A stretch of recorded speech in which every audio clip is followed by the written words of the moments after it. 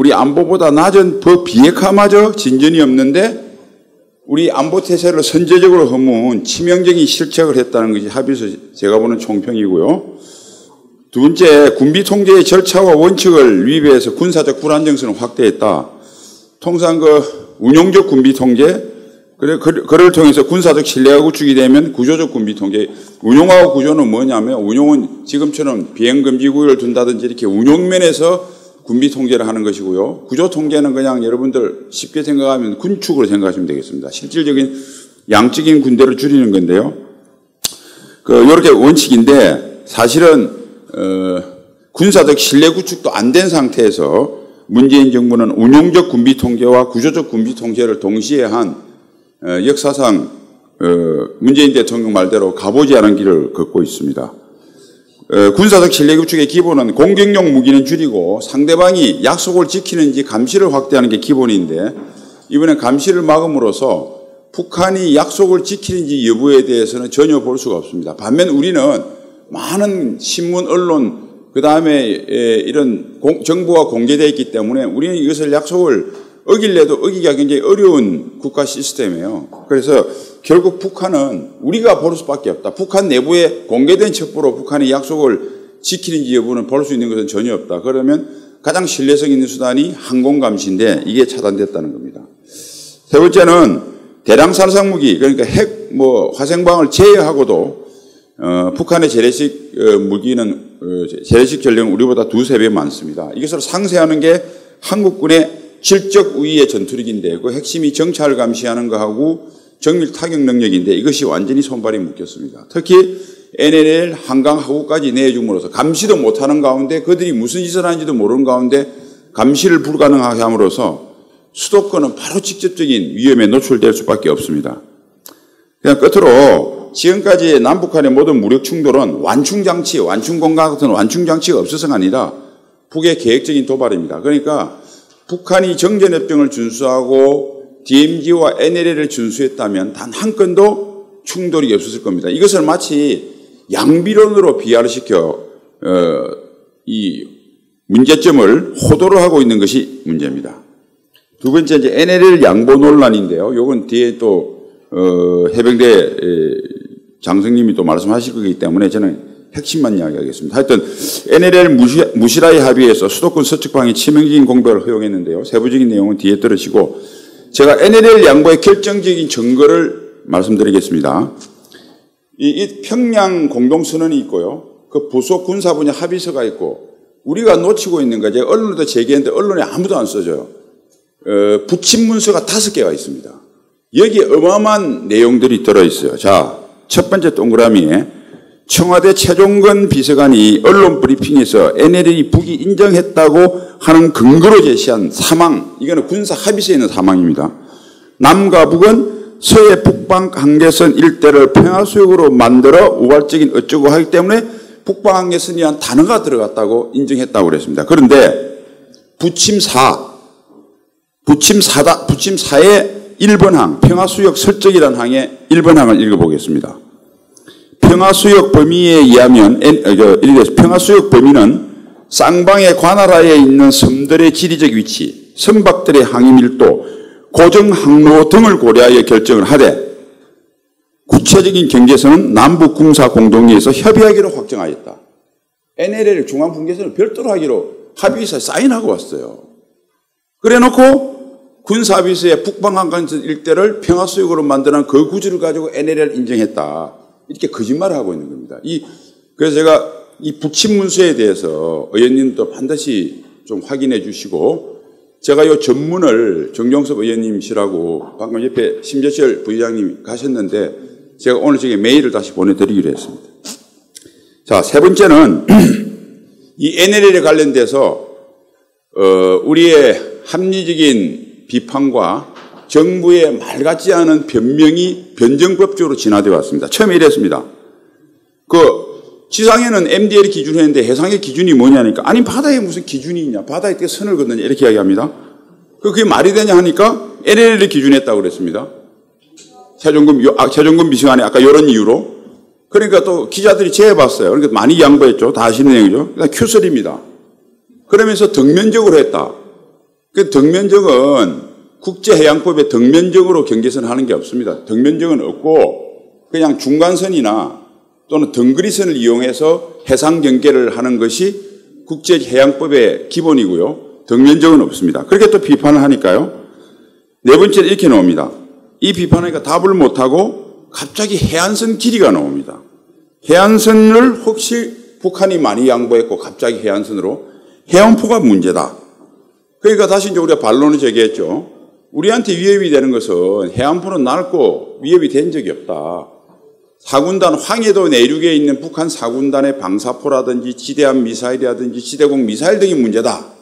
그러니까 합의서에 나와 있지도 않은 것을 이게 사각형으로 육지까지 연결시켜서 북한군이 황해도 일대에서 훈련을 안 하게 했다. 또 이렇게 최종근 비서관이 중앙일보 기자실문에 답을 했어요. 그래서 그게 말이 되느냐. 아니 합의서에 나와 있어도 북한이 안 지켰는데 합의서에 나와 있지도 않은 북한의 불리한 걸 북한이 지킬 수 있느냐 이렇게 하니까 정경두 장관이 국방부 장관이 국회 그 총회할 때 그렇게 답변했어요. 북한 측에 이것을 제기했다라고 했어요.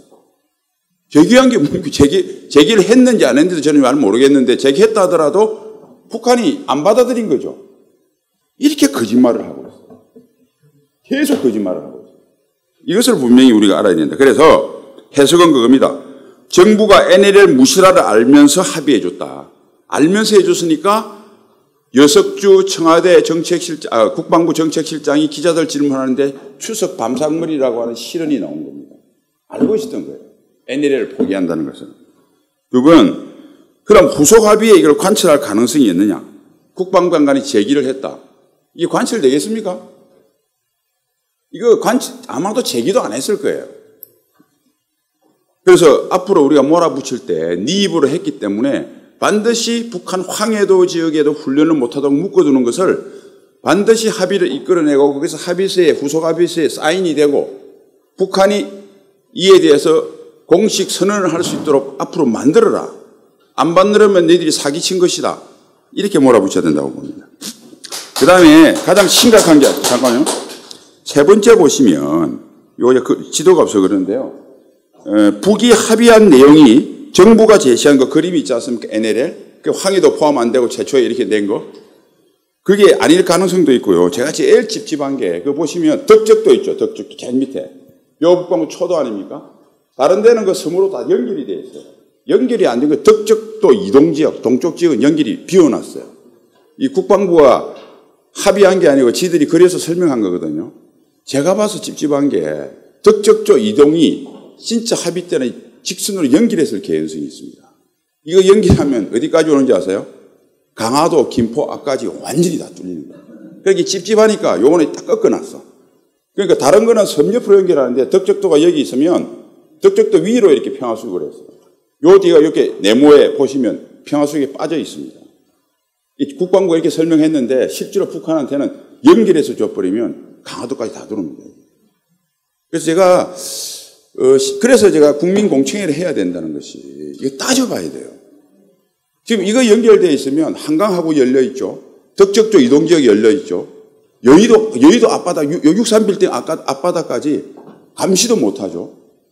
북한군이 저녁 때 특수부대가 들어오는지 뭔지 우리 아무것도 모릅니다.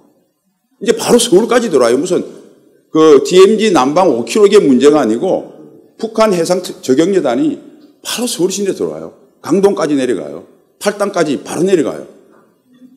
이런 사태를 지금 비워놓은 것이 이 사건인데 정부가 이렇게 말을 바꾸고 할 때마다 북한이 하지도 않은 합의서를 계속 변명을 대니까 여기 계신 분들 빨리 청원해가지고 빨리 저 사람들 공청회 끌어내야 됩니다. 토론회. 이거 어영부영 넘어가면 내년쯤에 이게 시행이 되면 우리 서울의 불안해서 못 삽니다. 자, 이렇게 보시고요. 그 다음에 세 번째, 이제 본문으로 요걸 좀 돌아와 주시면 좋겠습니다. 요 책에. 세 번째요. 제가 공군에 대해서는 공군에 하실 분이 있으니까 정보감시 능력만 말씀을 드리겠습니다. 이 책의 12페이지예요. 자, 3-1항 정보감시 능력입니다. 수도권을 목표로 전개한 북한의 주력 감시고 실시간 표적 정보의 능력이 상실된다. 이게 좀 군사적으로 이걸 이해시키기 쉽지는 않은데요. 우리 20km 이내, 지금 무인기는 10km까지 못 뛰게 되지 않습니까? 20km, IMD로부터 20km 이내 북한에 한 20에서 30km 북한에 바로 이 전선 지역에 있는 북한의 주요 군사 표적들은 군단 무인기가 합니다. 그러니까 군단 무인기는 무슨 기능을 갖고 있냐면 결정적인 장점이 24시간 감시가 가능해요. 지금은 아직 안 됩니다. 군단급밖에 없어서. 작년부터 양산을 시작한 사단 무인기라는 게 들어오고, 사단급 무인기. 또 내년부터 대대 무인기가 들어오면 이 예산이 한 7,500억 정도 돼요. 이게 투입이 되면 북한군 24시간 감시가 다 가능합니다. 그리고 무인기는 감시를 해서 영상을 탁 찍으면 십자 표시가 딱 나와요. 십자 표시에 딱 클릭이 되면 이 표적에 대해서 사거리, 방위각, 즉 이 포병 계신 분은 알겠지만 바로 대포를 쏠 수 있는, 또 공군에 바로 연락하면 비행기 조종사가 스위치만 누르면 바로 그걸로 날아갈 수 있도록 이게 실시간 연동이라고 그러는데 바로 돼 있어요. 그러니까 24시간 보고 있다가 저놈이 도발하거나 도발할 것 같거나 도발한 즉시 날아가서 그걸 부십니다. 이 시스템을 갖고 있는 무인기가 유일해요. 그러면 자, 정부가 첫 번째 국방부 거짓말합니다. 7,500억, 그러니까 기종에 들었던 송골매 재산 다 하면 8, 9천억 되는데 8, 9천억 그거 다 떡 싸먹은 거죠. 김정은이 준 거죠. 8, 9천억 없이 무인기가 없어도 이제 국방지역 전략 정찰기로 이걸 대신할 수 있다. 이렇게 공갈을 첫 번에 칩니다. 이게 왜 거짓말이냐면 그 뒤에 있는 전략 정찰기가 한국군에는 한 세 종류가 있어요. 그러니까 금강이라는 게 있고요. 1,200억짜리입니다. 한데 4대밖에 없습니다. 그 다음에 RF-16이라고 3매라고 그러는데 우리가 F-16 160대 중에서 한 20대를 앞에 정찰 장비를 붙이는 거 3매라고 그래요. 그 다음에 내년부터 들어 글로벌 호흡 9,200억입니다. 4시계 4대. 이거 가지고 전선지역 24시간 감시가 불가능한 거. 이 장비들은 뭐냐면 후방지역에, 북한 후방지역에 전반적인 정보를 수집하는 겁니다. 이 후방지역에서는 사실 우리한테 도발을 하려고 그러면 미사일을 쏘는 거 외에는 사거리 되는 게 없잖아요. 전선지역에는 임박하게 언제든지 날아올 수 있기 때문에 계속 봐야 되고 여기서 전반적인 동향을 파악하는 장비입니다. 근데 이걸 가지고 무인기를 대신할 수 있다. 그러면 후방지역을 보는 건 누가 봅니까? 그럼 할 수 없다. 그럼 더 사면 되죠. 제가 볼까요? 건강정찰기가 1,200이라고 했습니다. 우리가 앞으로들 7,500 가지고 건강정찰 6대 삽니다. 6대 사가지고 3시간에 한 번 재방문 중인데 한 20, 30분 정도 더 땡기는 게 24시간 감시 못합니다. 글로벌 호흡은요, 9,250억인가 그래요. 무인기 다 한 것보다 2,000억이 더 많아요. 그런 거 가지고 그 돈을 그러면 제대로 무인기 기능을 무인기 대수만큼 띄워서 기능을 하려고 그러면 수십조 듭니다. 돈이 있습니까? 그 수십조. 그 다음에 그마저도 국민들이 좋다. 평화를 위해서 그냥 무인기 이때까지 7, 8천억 드는 건 다 없던 거로 하고 한 10조, 20조 들여서 사자. 됩니까? 그런데 미래 전력전강 남북 군사 공동회에서 북한한테 물어봐야 되는데 택도 없는 거짓말을 하고 있다. 문제 이렇게 또 공격하니까 뭐로 또 거짓말로 싹 바꾸냐면 신호정보, 이 듣는 거 감청으로 해결할 수 있다. 그게 이제 백두정찰기라는 게 2,200억짜리가 우리가 4대를 갖고 있습니다. 그건 북한 전체를 다 봐요. 그 다음에 전선지역에는 군단의 정보부대, 감청부대가 있어요. 이걸 할 수 있다. 그런데 소리로 듣는 감청 가지고는 임박한 도말 지구를 알 수 없습니다. 전반적인 즉 동양 기후를 알 수 있죠. 왜냐하면 우리 다 이 군에 계신 분들은 알겠지만 항상 기만 통신합니다. 그리고 우선 시속 40km 달리는 데서 무전을 잡았다 칩시다. 집차 타고 가는지 트럭을 타고 가는지 배추 나르는 트럭을 갖고 가는 건지 쌀르는 트럭인지 탱크인지 모르잖아. 영상을 찍어야 돼요. 그 다음에 대화 내용을 감청한다?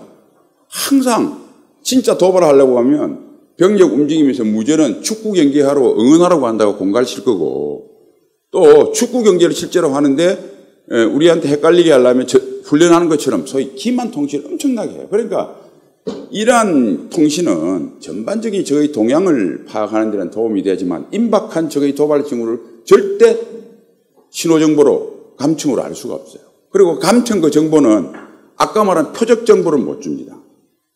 즉 사거리나 표지의 위치나 이런 것들을 알 수가 없어요. 방위각 이런 게 안 나와요. 영상으로 찍어야 됩니다. 그러니까 이거로 할 수 있다 또 거짓말을 해요. 그러니까 이게 안 된다라니까 탈북자 신문첩보로 또 보완할 수 있다고. 탈북자가 1년 뒤에 탈북한 사람이 내일 장사정보 쏘는 거 지가 어떻게 알아요? 하나님을 모시다가 인간정보를 얻겠다고 그러면 믿겠습니다. 공갈이죠. 그러니까 그 다음에 이제 13페이지 보면 전선 지역에 이제 감시 공백이 발생해서 어떻게 되고 한 거 이런 게 쭉 제가 설명을 해놨고요. 두 번째 세모에 보시면요, 참 재밌는 겁니다. 만약 이런 상태에서 적의 동향을 전혀 모르는 상태에서 여러분들이 전방 중대장 대대장이다, 사단장이다 어떻게 하겠습니까? 그냥 상급부대에서 하도 그러니까 청와대에서 어르렁거리니까 대책 없이 있다가 기습당해서 나와 내 부하들이 죽든지 아니면 차라리 명령에서 깜빵 가는 게 낫고 살아야 되겠다 싶으면 확인을 못하니까 옛날 볼 수 있으면 옛날 같으면 포성 같은 게 들려도 아 저거 훈련하는 거구나 별거 아니다 생각할 텐데 이제는 불안하니까 막 쏘겠죠. 감시를 제한해 놓으면 그래서 군사적 불안정성이 있는 겁니다. 한 번 또 기습을 당했다. 그 다음에는 위에서 아무리 이야기해도 일단 이상한 소리 들리면 살기 위해서 현장에서 적각 조치를 바로 해야 돼. 그런데 그게 북한이 도발이 아니면 그냥 우리가 먼저 도발해서 충돌이 벌어지는 거 아니에요? 이런 상태를 설명했습니다. 그 다음 근접정밀 타격력은 공군에서 설명을 하겠지만 이것도 순 거짓말이에요. 전선 20km에 있는 견고한 지하시설은 우리 한국군이 가지고 있는 미사일로 부실 수 있는 게 아무것도 없습니다. 단 하나 있는데 500km 날아가는 독일제 타우루스라는 게 있어요. 1.4톤이라 이거는 갱도 부실 수 있어요. 지하시설. 그런데 이건 한 20억입니다. 솔직히 다 뭐 군사비밀이라 몇 발은 이야기할 수 없고 극히 소량만 갖고 있어요. 주로 뭐에 쓰냐면 북한의 핵미사일 기지를 주로 부시는 데 사용합니다. 그런데 이것을 장사정포에 쏜다고? 하나 20억짜리를? 지금 20km 이내에서 떨어뜨린 제2담이라고 하는 GBU-31은 우리나라 돈으로 하면 한 5천만 원쯤 됩니다. 정확하게 하면 49만 불 정도가 되니까 한 5천만 원 정도, 5천 한 2, 300만 원 되겠네요. 환율 따지면. 그보다 40배가 비싼 타우루스를 아마도 타우루스 미사일로 장산포 갱도나 사단 군단 지휘소를 파괴를 하려고 그러면 최소한 1000발 이상 돼요. 2조죠? 그런데 이건 워낙 무거운 거라 500km 날아가면서 1.4톤을 날아가니까 미사일이 얼마나 크겠습니까? 우리나라에서 제일 무거운 거를 장착할 수 있는 F-15, 제일 비싼 F-15에 딱 2발 실습니다. 이거 1000몇백 발 가지고 날리려고 그러면 아니 뭐 전쟁 기간 내내 1년 내내 하루에 한 2~3발씩 쏘면 가능하겠지만 초전에 와장창 쏘려면 제가 봐서 F-15 한 1~200대 더 사야 돼요. 조종사 더 고용해야죠. 비행장 닦아야죠. 정비고 만들어야죠. 부수비용 따지면 수십조 듭니다. 그러니까 이 말도 안 되는 소리를 또 거짓말을 해서 제가 나오라고 그러니까 토론할 때 당국자가 아무도 못 나옵니다. 왜냐하면 이거는 무슨 국제관계 이론도 아니고요. 군사과학, 무기체계, 수학에 대한 문제입니다. 수학을 거짓말을 하고 있으니까 자신이 없죠. 네 번째는 뭐 훈련 중지되고 잘못된 교진 수칙으로 전방 장병들의 즉각 조치가 불가능합니다. 이거는 참고로 보시고요. 다섯 번째가 기가 막힌 건데 4월 27일 날 판문점 선언이 되고 난 뒤에 5월부터 군사 당국 간 회담이 시작됐거든요. 그리고 그래서 북한이 요구한 걸 다 알았을 거 아닙니까? 그런데 7월 말인가 뭐 7월 중순인가 7월로 기억하는데 청와대 가서 경례연습 열심히 하고 국방계획 이점공을 보고 있어요. 국방계획 이점공의 내용이 뭐냐면 부대 병력을 우선적으로 무조건 먼저 줄여놓고 전력 증강을 돈으로 세워서 해줄게 그랬습니다. 그런데 이게 어떻게 되어 있습니까? 이번 합의서를 보면 부대 병력은 주는데 있는 첨단 전력도 운용 못하자로 발을 묶었고 앞으로 미래 전력도 북한의 허가를 받게 돼 있어요. 그러니까 이게 안 된다는 거 알면서 부대 병력만 우선적으로 줄인 겁니다. 이거는 대국민 사기극이에요. 그러니까 남북 합의서가 끝나고 나는데 국방계획 이점공을 내면 바로 난리가 나니까 그냥 이점공 해놓고 다른 데 물타기 한 겁니다. 한국군은 완전하게 현존 및 미래의 국방태세가 완전히 허물어진 상태입니다. 앞으로 11월 1일부터. 그래서 제가 유튜브 방송에 정규지대 TV에 가서 근데 10월 1일 날 제가 뉴스에 나갔는데요. 제가 3사단장에서 우리 사단이 선배님들이 38선 돌파해가지고 국군을 할 때 했습니다. 그래서 제가 아마도 몇 년 후에 역사가들은 10월 1일 생일을 가진 국군이 11월 1일부로 기일을 맞이할 거라고 쓸 수도 있다고 제가 그렇게 이야기했습니다. 다음 장이요.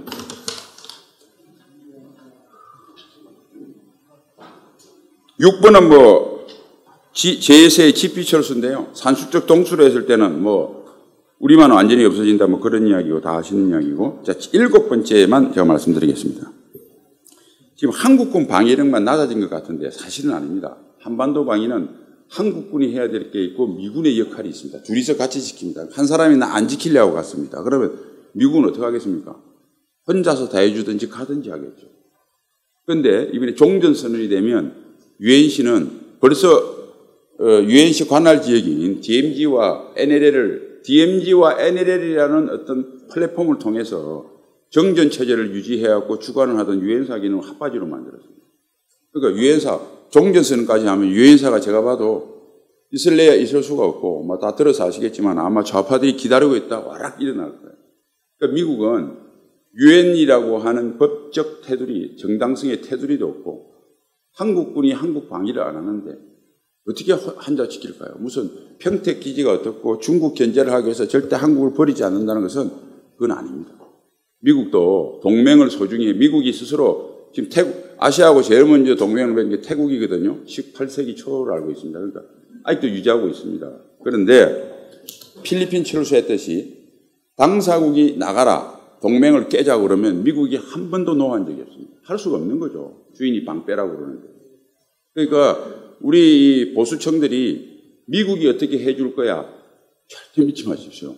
우리가 열심히 하는데 미국의 도움을 얻으면 여론을 뭐 해서라도 트럼프의 생각을 바꿀 수 있고 바꿀 수 있는데 우리 정부가 안 하겠다는데 미국이 무슨 제재로 한반도에 머물 수 있겠습니까? 그래서 저는 그렇게 봅니다. 이 군사비서가 진행이 되면 지금은 자기 나라 대통령이 환영하니까 미국 군인들도 조용하지만 경국에는 한국의 한국군 반응이 안 한다는 것을 웬만큼 군사 지식 있는 사람 알아요. 연합사령관 알고 있을 거예요. 한국이 한국 방위를 거의 안 하는 게 시작하는구나. 북한의 서리를 믿고 안 하는구나 알고 있을 거예요. 결국 그러면 1년 지나면 국방수권법이 아니라 더한 것이 있어도 미군은 떠날 수밖에 없다. 그래서 지금 우리 국민청원하든 뭐든 지금 여기 저항선을 형성 못하면 2단계로 벌써 도는 소문이 뭐 사실일 겁니다. 김포에서 해병사단 빼고 북한이 제일 싫어하는 7군단도 뒤로 빼고 완충지대도 확장시킨다는 소문이 뭐 들어보시면 유영훈 기자 있는데 파다해요. 이제 여기서 저항선을 형성 못하면 이제 저항 못합니다. 꼼짝없이 당합니다. 제가 꼭 부탁드린 건데 국민청원 20만 만들어서 만일 이것을 문재인 대통령이 피하면 제 말이 맞고 거짓말하는 겁니다. 나오면 군사과학과 수학으로 그들이 거짓말을 낱낱이 국민들한테 밝혀내야 돼요. 그래서 저항을 형성 못하면 우리 앞날이 위태롭다. 너무 길게 말씀드려 죄송합니다.